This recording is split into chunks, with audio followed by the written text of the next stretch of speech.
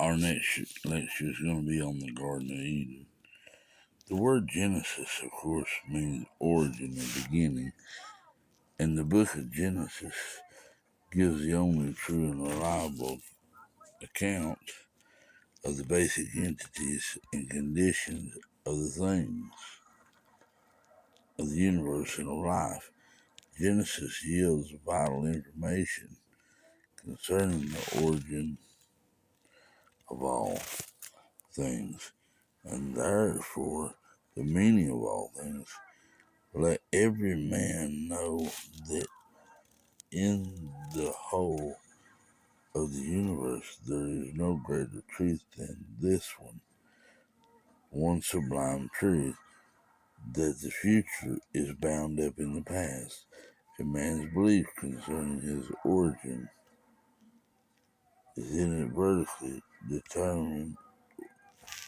will inadvertently determine his beliefs about his purpose on earth and his eternal destiny. Many don't see that. What we're doing right now is a really good thing to study on.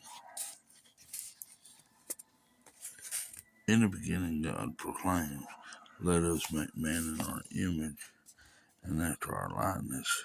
Genesis 1:26. The wonderful purpose of God to make man in his own image had been settled in the divine counsels of God from eternity. The blessed Lamb had, in the determination of these counsels, been slain before the foundation of the world. Revelation 13:8. The names of the redeemed of earth had been written in the book of life before the foundation of the world. Revelation 17:8. And all the blessed sons of God predestinated to be holy and without blame before him in love, predestined to be conformed to the image of the Son of God, were elected and chosen in him before the foundation of the world. Ephesians 1:3-5. This is a profound and mysterious truth, impossible to fully comprehend apart from the spirit of wisdom and revelation from God. The carnal minds of men cannot even begin to imagine in their wildest dreams and hopes the ineffable glory that is determined for man in the image of God. Those appointed to the obtaining of the glory have been chosen in him because Jesus Christ himself is the outshining of God's glory in the express image of his person. Hebrews 1:3. The glorious Son of God is the one in whom the unapproachable and utterly incomprehensible glory of God is made manifest. As we only know the sun by the light that shines from it, so is Christ the outshining the revelation of God's glory. As the light that shines from the sun is of one nature with it, so the Son is of one nature with the Father and is himself called the everlasting Father. As the light that shines from the sun is not of one substance with it, so the Son is the express image of his substance and is himself called the mighty God. Someone may be tempted to think that these are mysteries too deep for the ordinary Christian, but not needful for our walk in God. These are all some neat things going over in here.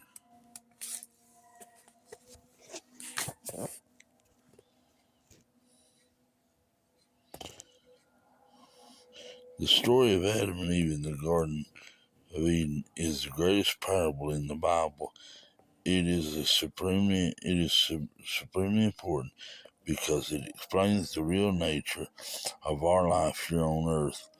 It tells us about ourselves, about our state of being, and how we bring about the conditions in which we live. It is the blueprint of man's experience on earth and his destiny in God. When you thoroughly understand the Garden of Eden, you will understand the nature of God and the nature of man and the nature of Satan. This trial is placed at the beginning of human history because it is the foundation upon which the whole plan of purpose of God is built.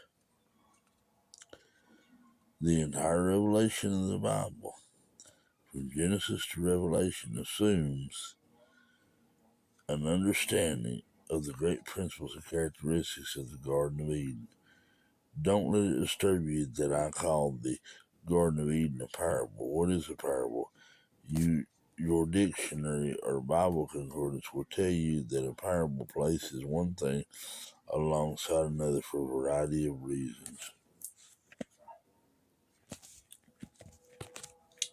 There is one thing about which God's people must be perfectly clear.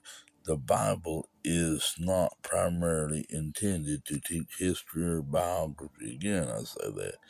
It is intended, beloved, to teach the purposes of God and spiritual realities.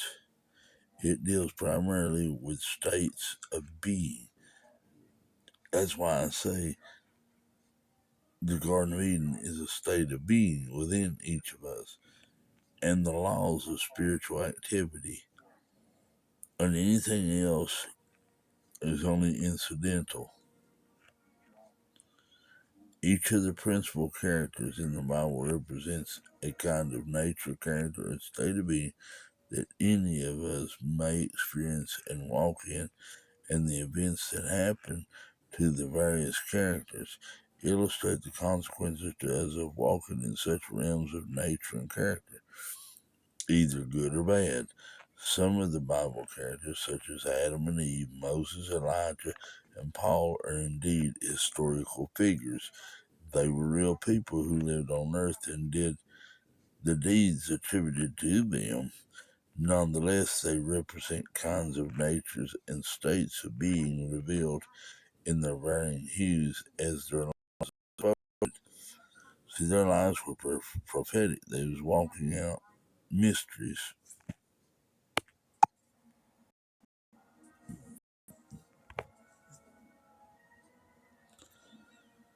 Other Bible characters, such as the prodigal son, the good Samaritan, or the great harlot in Revelation, are, of course, fictional and never live on earth as actual persons, but as parables and allegories. They express inner conditions and states of being too, and always in a most effective and graphic manner.